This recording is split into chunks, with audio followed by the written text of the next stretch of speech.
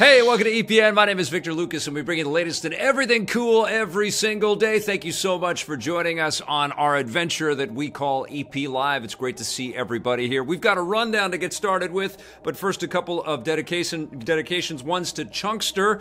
Loved watching EP Daily Reviews on the Run growing up. Glad to see you on YouTube. We're glad to be here, and we're very glad that you're watching. Thank you, Chunkster. And Abby Jameson says, just want to say that I truly appreciate Electric Playground is still going strong and providing everybody with continued game coverage. Thank you so much, Abby. You are a class act. Let's get started with your rundown.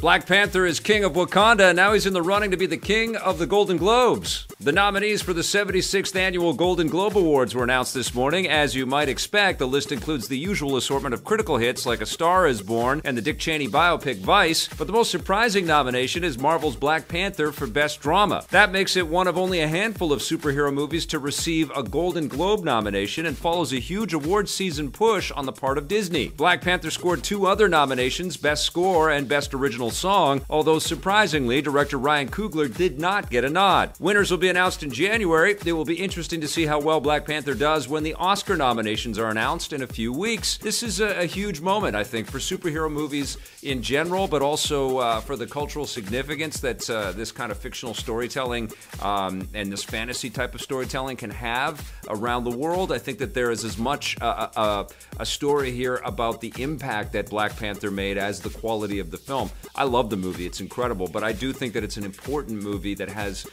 massive resonance everywhere, and we're going to see the ripples and the repercussions and the changes, much needed, by the way, that are going to pass through Hollywood and through the acceptance of different types of narrative, different types of stories, different types of characters.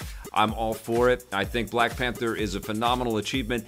I would say that the Avengers Infinity War, based around the complexities of putting that story together, is maybe a little bit more deserving in terms of a, fleshing out a really interesting and beautiful narrative throughout this complicated technical achievement. But I'm not going to put any shade on Black Panther. Black Panther rocked and also introduced us to a bunch of incredibly integral Marvel Cinematic Universe characters. My thumbs are way up for Disney and the MCU getting the recognition that they so justly deserve. Nobody has ever accomplished what Marvel is accomplishing on a regular basis with the movies that they're putting out.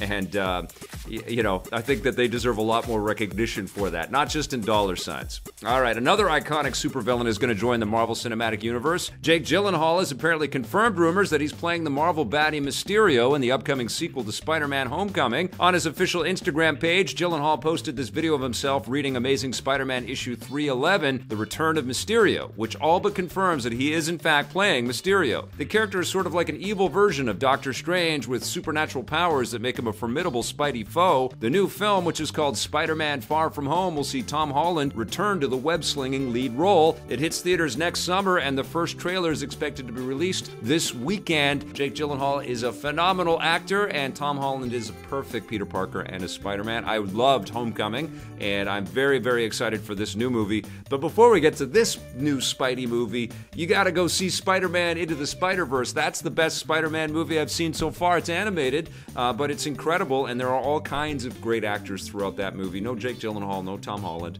but some other people that you may have seen in superhero titles out there, which will surprise you. Very, very good movie. Very cool direction that Sony and Marvel are working on together to bring this, I think, more grounded Spider-Man that sort of fits into the way the MCU is all being put together. Very cool. It's kind of crazy that Jake Gyllenhaal, the performer that he is, and the youthfulness that he still has is being utilized as a villain. I mean, kudos to this guy that has a lot of range and tries all kinds of different things with the roles that he takes on. But it does feel like, shouldn't we be casting Jake Gyllenhaal as some kind of superhero? But I guess he'd prefer to do this. Maybe he just wants to jump in, have some fun, get some of that superhero fame, because once you do one of these movies, you're forever attached to the world of it. And then jump out and do more crazy things like Nightcrawler. I don't know, but phenomenal actor. Really looking forward to this movie. After years and years of waiting, gamers will finally be able to go down below with a cool new adventure. Toronto-based Capybara Games has announced a release date for their roguelike dungeon crawler, Below. It will launch next Friday, December 14th on the PC and Xbox One. This brings to an end more than a few years of waiting. Below was first announced way back in 2012, shortly after the release of Capybara's music-based Super Brothers Sword and Sorcery EP. And like that game, Below uses a similar pixelated art style. The dev team delayed it on several occasions, saying that they wanted to take the time needed to make sure it lives up to the studio standards. Hopefully, it will be worth the wait, and I'm just disappointed that this is coming in, sort of at the last stages of our Rocket and Ray Gun Awards. I've been looking forward to jumping into this game like crazy. I guess this becomes a bit of a Christmas present to all of us in the video game industry, but it's going to miss the 2018 award cycle, not just with us, but with everybody else out there, which will make it very hard to remember when the 2019 awards start happening. But, these games, they do float from console to console and system to system, and then they sort of take on new lives as they go. We saw that with Hollow Knight, and we've seen that with a lot like Celeste and lots of other titles out there. They just find new places, and hopefully this December 14th launch on Xbox and PC is just the beginning for Below. Really looking forward to this game. Congratulations to everybody at Capybara. That's fantastic news.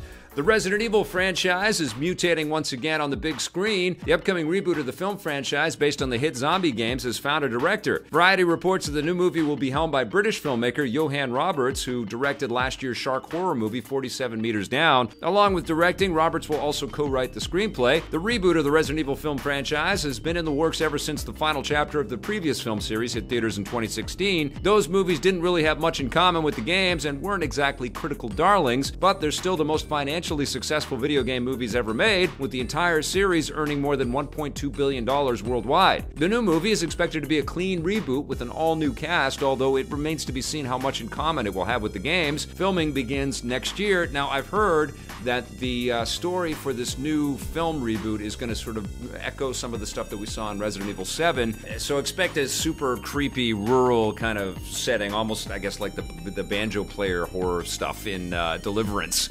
but creepier. Maybe a little Texas Chainsaw Massacre stuff thrown in for good measure, with lots of weird demonic fantasy in there as well. You know how Resident Evil works. You know how it works. That game was frightening as hell. You should watch me play the VR version of that. There's a stream on our channel somewhere, and it terrified the hell out of me in VR, and it was fun. So I'm looking forward to seeing what is kind of reshaped for Resident Evil, and whether or not Mila Jovovich will make some kind of cameo or some appearance in the new Resident Evil movies. That would be kind of fun, actually.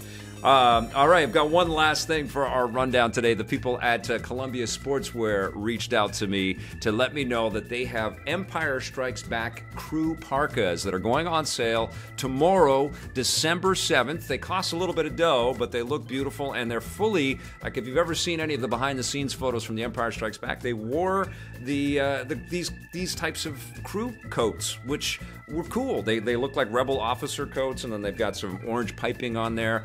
You're going to stand out, and people are going to know that you're a Star Wars super fan, but at least you'll be repping the very best of the Star Wars movies. Now, if you want to check out these coats, so you want to see if this is something that you want for yourself, you can go to columbiasportswear.ca/Star Wars, and they've got models in there wearing them, and you can see that they're unisex, and you will look like you were part of the crew on The Empire Strikes Back. How does that sound?